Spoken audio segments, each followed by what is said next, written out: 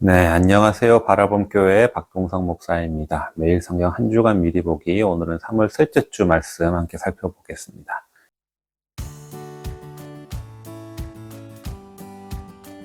이번 주 성경 본문은 마태복음 20장 17절부터 22장 22절까지입니다. 그동안 예수님의 사역은 베드로의 신앙 고백을 중심으로 둘로 나뉜다고 말씀을 드렸습니다. 예수님의 사역을 지리적으로 나누면 셋으로 나눌 수가 있습니다. 예수님의 갈릴리에서의 사역, 갈릴리에서 예루살렘으로 올라가는 길에서의 사역, 그리고 예루살렘의 사역, 이렇게 셋으로 나눌 수가 있는데요. 그 중에 예수님의 예루살렘 사역의 시작은 21장입니다. 마태복음 21장에 예루살렘에 입성하시는데, 그래서 이번 주 본문은 예수님의 예루살렘 입성 전과 후의 내용이 되겠습니다. 예루살렘이라는 공간은 갈릴리와 차이가 있습니다. 갈릴리는 가난한 사람들, 일반 민중들이 주로 사는 지역이고요. 예루살렘은 부유한 자들이 주로 사는 곳입니다. 그래도 갈릴리에 사는 무리들은 예수님에 대해서 우호적인 태도를 보이고 있는데요. 예루살렘에 사는 이들은, 그리고 예수님이 처음에 입성하실 때는 호산나를 외치며 상당히 우호적인 것처럼 보이지만 마지막에는 예수님이 십자가를 질 때는 돌아서는 그런 모습의 공간이 예루살렘이 되겠습니다. 따라서 예루살렘의 사역은 갈릴리의 사역과 방향성이 좀 다른데요. 병든 자를 고치시고 가르치시고 하셨던 갈릴리의 사역과 다르게 예루살렘에서는 종교 지도자들과 논쟁하시고 성전을 뒤집어 엎으시고 하는 그런 일들이 일어납니다. 그래서 분위기가 점점 이제 이런 쪽으로 흘러가고 있다는 것을 이해하시면서 이번 주 본문을 읽으시면 되겠습니다. 그리고 지난주에도 말씀드렸지만 예수님과 종교 지도자들의 갈등, 그리고 예수님과 제자들 간의 갈등이 점점점 이제 고조되고 있음을 우리가 느끼실 수가 있습니다. 그렇다면 이제 자세히 본문을 살펴보도록 하겠습니다. 마태복음 20장 20절부터 본문을 살펴봅니다. 예수님이 예루살렘에 입성하기 직전의 일인데요. 제자들끼리 마찰이 일어납니다. 그 이유는 야고보와 요한의 어머니가 예수님께 인사청탁을 했기 때문인데요. 다른 제자들이 그것에 대해서 분이 여기는 마음이 있었던 것이죠. 예수님의 이런 제자들의 모습을 보시고 너희 중에 크고자 하는 자는 섬기는 자가 되고 으뜸이 되고자 하는 자는 종이 되어야 한다라고 말씀을 하십니다. 예수님은 예루살렘에 입성하기 전까지 3번의 순환 예고를 하시면서 높은 자리에 앉기 위해서 예루살렘으로 가는 것이 아니라 죽으러 가는 길임을 이미 말씀을 하셨습니다. 그럼에도 불구하고 제자들은 이 예수님의 말씀을 전혀 이해하지 못하고 깨닫지 못하는 모습을 보면서 점점 예수님과 제자들의 속마음이 다르다는 것이 드러나게 됩니다. 이제 21장에서 예수님은 예루살렘에 입성하십니다. 예수님이 예루살렘에 입성하실 때는 유월절을 앞두고 있는 시기입니다. 유월절이 무슨 절기인 줄은 아시죠? 출애굽했던 것을 기념하는 절기입니다. 가장 민족의식이 고취되던 시기가 이 시기라고 할 수가 있겠습니다. 특히 로마의 압제 속에서 맞이하는 유월절이기 때문에 이스라엘 백성에게는 특별한 의미를 가질 수밖에 없는 날입니다. 더군다나 예루살렘에서는 유월절의 절기를 지키기 위해서 디아스포라의 유대인들이 찾아와서 많은 사람들로 인산인해를 이루고 복잡하던 곳이 예루살렘이 됩니다. 이때 예수님이 구약의 예언대로 나귀 새끼를 타고 예루살렘에 입성하셨고, 익히 예수님의 소문을 듣고 있던 예루살렘에 있던 유대인들은 호산나를 외치며 예수님을 환호하는 거죠.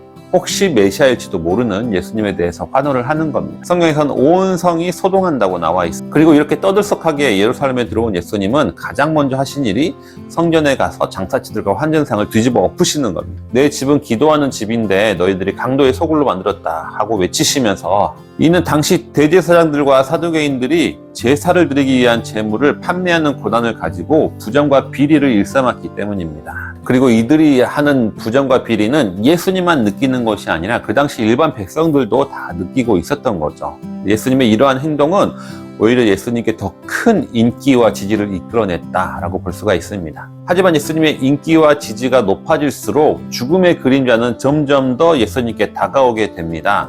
종교 지도자들은 이러한 예수님을 경계하기 시작했고요. 이들이 경계하는 이유는 2가지인데요. 첫째는 예수님 때문에 민족의식이 고취되고 혹시라도 폭동이라도 일어나게 되면, 혁명이라도 일어나게 되면 로마 군인들이 폭력 진압을 하거나 내정 간섭을 할 수 있기 때문에 그렇습니다. 만약에 그렇게 되면 지금 나름대로 자치권을 가지고 지도권을 가지고 있는 사두개인들과 대제사장들에게는 큰 타격이 되겠죠. 또 한 가지는 자신들의 많은 경제적 이득을 주었던 성정 체제를 부정당할 수 있기 때문에 그렇습니다. 그래서 실제로 다른 복음서에 의하면 예수님이 성전을 뒤집어 엎으시자 대제사장들과 사두개인들이 그때부터 예수님을 죽이려고 모의하기 시작했다라고 나와 있습니다. 이렇게 모의하던 종교 지도자들이 이제 예수님을 향한 공격이 시작되는데요. 그 중에 첫 번째는 권위 논쟁입니다. 예수님이 성전에서 가르치시고 있을 때 대제사장과 장로들이 예수님께 찾아와서 너가 무슨 권위로 이런 일을 했느냐 질문하는 것이죠. 그때 예수님은 대답하시지 않고 역으로 질문하십니다. 요한의 세례는 어디서부터 왔느냐? 하늘로부터냐? 사람으로부터냐? 이렇게 역으로 질문하자 이들이 대답을 못합니다. 왜냐하면 하늘로부터라고 대답하면 왜 그렇다면 너희들은 세례를 안 받았냐? 이렇게 질문할 것이고요. 사람으로부터다 라고 대답하면 일반 백성들은 세례 요한을 선지자로 알고 있는데 일반 백성들의 반응이 무서웠던 것이죠. 그래서 이들은 대답을 하지 않고 모른다 라고 답합니다. 그런데 이게 말이 됩니까? 대제사장은 이들에 대한 명확한 판단을 내려야 하는 종교 지도자의 탑입니다. 그런데 그 책임을 회피하고 자기는 모른다 라고 대답한다는 것이죠. 이들 스스로가 자신들의 종교적 권위를 포기해버린 셈이 된 거죠. 따라서 예수님은 이들의 질문에 대해서 굳이 자신의 권위를 증명할 필요가 없어진 겁니다. 예수님은 이들에게 대답하지 않고 비유를 말씀하시는데요. 세 가지 비유를 연달아서 얘기하십니다. 첫 번째 비유는 두 아들 비유입니다. 아버지가 포도원에 가서 일을 하라고 했는데 큰아들은 네 라고 대답을 하고 일을 하러 안 가고요. 둘째 아들은 아니요 라고 대답을 했지만 나중에 뉘우치고 일하러 갔습니다. 두 번째 이야기는 포도원 농부 비유입니다. 포도원 주인이 포도원 농부들에게 소작을 두고 탁구에 갔는데 후에 세를 받으려고 종을 보냈는데 농부들이 보내지 않는 거죠. 이 종들을 때리거나 죽이면서 세를 주지 않는 겁니다. 그러자 주인은 자기 아들을 보내면 그래도 선대하겠다 하고 아들을 보냈는데 포도원 농부들은 이 아들까지 죽이고 포도원을 차지하려고 합니다. 여기까지는 예수님께 질문하러 왔던 대제사장과 장로들에게 그들을 대상으로 하는 비유입니다. 그리고 이 비유의 결론은 너희들은 하나님의 나라를 빼앗기게 될 것이다. 그리고 다른 이들이 그 하나님의 나라를 받게 될 것이다. 물론 이 비유가 자신들을 겨냥하고 있다는 것을 깨달았을 때 예수님을 잡고자 했지만 백성들이 다 보는 앞이고 예수님이 이 당시에 무리들에게 끌어낸 지지가 너무나 컸기 때문에 어쩌지 못하고 돌아서게 되는 것이죠. 이 12장에서 예수님은 이들이 돌아간 후에 하나의 비유를 더 얘기하십니다. 백성들을 대상으로 한 가지 비유를 말씀하시는데요. 혼인잔치 비유입니다. 어떤 임금이 아들을 위해서 혼인잔치를 열었는데 처음에는 초대한 손님이 다 오지 않았다고 거부합니다. 그래서 거리에 나가 있는 다른 손님들을 데리고 와서 잔치를 했다라는 이야기입니다. 여기까지는 앞의 내용과 비슷합니다. 종교 지도자들이 먼저 초대받았는데 그들이 거부하고 이제 다른 사람들, 일반 백성들이 이 잔치에 참여하게 되었다라는 이야기인 것이죠. 하지만 예수님의 이야기는 여기서 그치지가 않습니다. 잔치에 참여한 사람 중에 쫓겨난 사람이 있다라고 말씀을 하는 겁니다. 예복을 입지 않은 사람이 쫓겨났다. 이를 통해서 예수님의 백성들에게 하는 이야기의 핵심은 처음에 초대받은 사람들이 거부되고 너희들이 초대받는다. 하지만 예복을 입지 않으면 너희들도 결국 쫓겨나게 된다. 예수님은 백성들에게 이런 교훈을 말씀하십니다. 여기서의 예복은 예수님을 향한 믿음이 될 것입니다. 그 이후에 22장 15절부터 22절까지는 또 다른 이들이 예수님을 공격합니다. 바리새인과 헤롯 땅에 와서 예수님과 세금 논쟁을 벌이게 되는데요. 이들은 질문합니다. 가이사에게 세금을 내는 것이 옳습니까? 라고 질문합니다. 그때 예수님은 이렇게 대답하는 거죠. 가이사의 것은 가이사에게, 그리고 하나님의 것은 하나님께 바쳐라. 사실 이것은 예수님의 대답이긴 하지만 질문자에게 던지는 또 하나의 질문입니다. 우리에게 던지는 질문이기도 하는 거죠. 무엇이 가이사의 것이고 무엇이 하나님의 것인가? 예수님은 오히려 역으로 이런 질문을 던지는 겁니다. 그리고 그들은 이 질문 앞에서 슬금슬금 자리를 피하게 됩니다. 여기까지 보면 예수님은 질문 앞에서 역질문을 하십니다. 너의 권위가 어디서 왔느냐라는 질문 앞에서 요한의 세례는 어디서 권위가 왔느냐라고 역질문을 하시고요.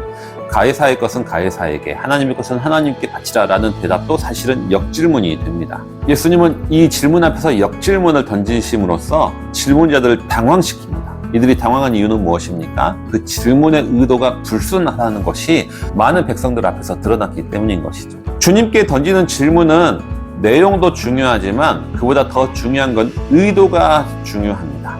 진리에 도달하고자 하는 의도를 가지고 던지는 질문은 주님께서 기뻐하시는 거죠. 하지만 진리를 거부하기 위한 질문, 사명자로서의 의무를 회피하기 위해서 던지는 질문에 대해서 주님은 그 질문 안에 있는 나의 불순한 의도를 스스로 돌아보게 만드시는 거죠. 오늘의 본문은 여기까지입니다. 예루살렘에 입성한 예수님에게 이제 죽음의 그림자가 점점 더 짙어지고 있음을 우리는 볼 수가 있습니다. 종교 지도자들 간의 갈등은 본격적으로 겉으로 드러나기 시작합니다. 제자들 간의 갈등도 여전히 내재되어 있습니다. 그들은 예수님을 이해하지 못하고 서로 높은 자리에 앉고자 여전히 다투고 있는 모습을 우리가 보기 때문이죠.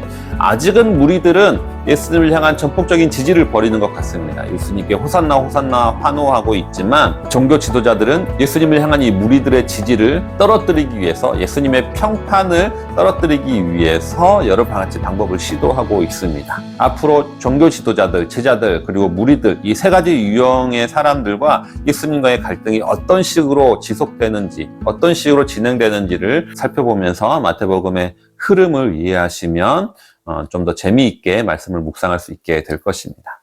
자, 매일 성경 한 주간 미리 보기 이번 주 본문은 여기까지입니다.